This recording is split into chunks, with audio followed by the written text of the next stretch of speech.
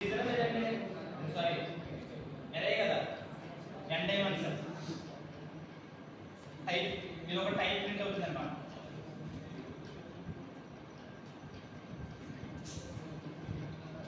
ఇగో type గురించి రాసాను, చూసుకోండి సార్. ఇందాక ఏం చేసి పైన లిస్ట్ వాడు స్క్వేర్ బ్రాకెట్స్ పెట్టి, ఇప్పుడు నేను వాడుతున్నాను డబుల్. సో డబుల్ తెలుసు కదా, స్క్వేర్ బ్రాకెట్స్ తో డినోట్ చేస్తారు. ఓకే, ప్రింట్ డిఆర్ సేమ్ అదే ప్రింట్ అవుతుంది.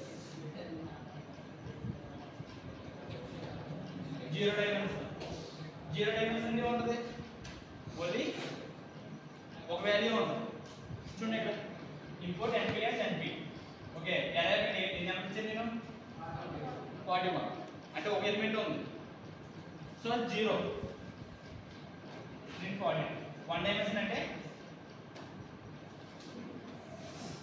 ఈసారి ఏం చేశాను, కొన్ని ఎలిమెంట్స్ కలిపి ఒక లిస్ట్లో పెట్టాను.